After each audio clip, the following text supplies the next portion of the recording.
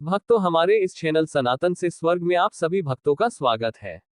हिंदू धर्म में प्रत्येक व्रत और त्योहार का अपना एक अलग ही महत्व होता है। ऐसे ही व्रत और त्योहारों में से एक है वट सावित्री का व्रत। यह हिंदू धर्म का खास पर्व माना जाता है। वट सावित्री पर भगवान विष्णु और माता लक्ष्मी की पूजा आराधना की जाती है। इस दिन सुहागिन महिलाएं 16 श्रृंगार कर अपने पति की लंबी उम्र की कामना में व्रत रखती हैं और बरगद के वृक्ष की पूजा करती हैं। आइए जानते हैं कि इस व्रत का महत्व, कथा और पूजा विधि। वट सावित्री व्रत का महत्व।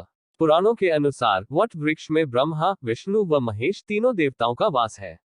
इसके नीचे बैठकर पूजन, व्रत कथा सुनने से सभी मनोकामनाएं पूरी होती हैं। भगवान बुद्ध को इसी वृक्ष के नीचे ज्ञान प्राप्त हुआ था। अतः वट वृक्ष को ज्ञान, निर्वाण व दीर्घायु का पूरक माना गया है। ऐसी मान्यता है कि यह व्रत सुहागन स्त्रियों के लिए बहुत ज्यादा महत्वपूर्ण होता है। जो सुहागन स्त्री वट सावित्री व्रत करती है और बरगद के वृक्ष की पूजा करती है, उसे अखंड सौभाग्य का फल मिलता है और उसके सभी कष्ट दूर होते हैं। सिर्फ इतना ही नहीं, वट सावित्री का व्रत रखने से पति पत्नी के बीच आपसी प्रेम बढ़ता है और वैवाहिक जीवन में मधुरता भी आती है। कहते हैं कि वट वृक्ष में कई रोगों का नाश करने की क्षमता होती है। इसलिए इस दिन वट वृक्ष की पूजा का विशेष महत्व होता है। वट सावित्री की कथा। राजर्षि अश्वपति की एक संतान थी, जिसका नाम था सावित्री। सावित्री का विवाह अश्वपति के पुत्र सत्यवान से हुआ था। नारद जी ने अश्वपति को सत्यवान के गुण और धर्मात्मा होने के बारे में बताया था, लेकिन उन्हें यह भी बताया था कि सत्यवान की 1 साल बाद ही मृत्यु हो जाएगी।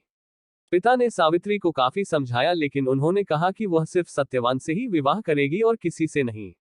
सत्यवान अपने माता पिता के साथ वन में रहते थे। विवाह के बाद सावित्री भी उनके साथ में रहने लगी। सत्यवान की मृत्यु का समय पहले ही बता दिया था, इसलिए सावित्री पहले से ही उपवास करने लगी।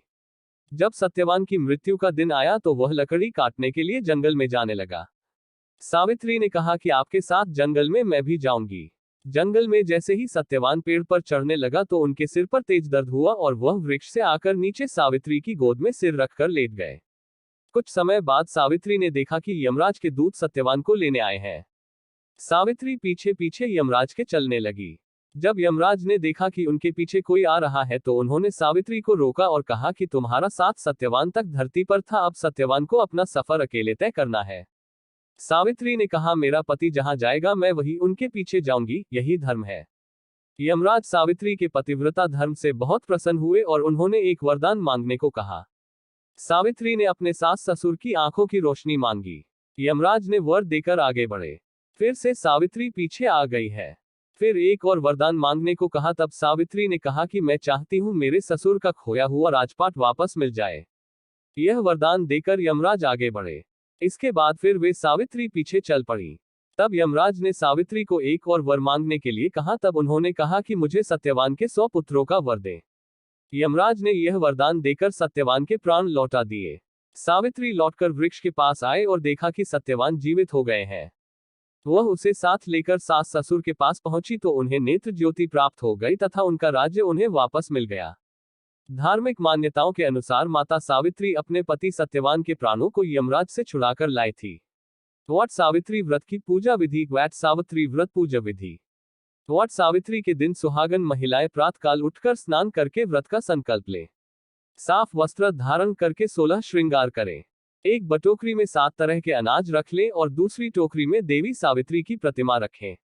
इसके बाद वट वृक्ष पर जल चढ़ाएं, फिर कुमकुम अक्षत चढ़ाएं। दीपक जलाकर धूप दिखाएं। अब लाल कलावे को लें और वट वृक्ष के 5 या 7 चक्कर लगाते हुए लपेटकर बांध दें। इस बात का ध्यान रखें कि हर परिक्रमा पर एक चने का दाना वृक्ष पर चढ़ाती जाएं। घर आकर शाम के समय व्रत कथा पढ़ें अथवा सुने। वट वृक्ष की पूजा के बाद पति की आरती करें और उनका आशीर्वाद लें। डिस्क्लेमर, यहां मुहैया सूचना सिर्फ मान्यताओं और जानकारियों पर आधारित है। यहां यह बताना जरूरी है कि सनातन से स्वर्ग चैनल किसी भी तरह की मान्यता, जानकारी की पुष्टि नहीं करता है। किसी भी जानकारी या मान्यता को अमल में लाने से पहले संबंधित विशेषज्ञ से सलाह लें।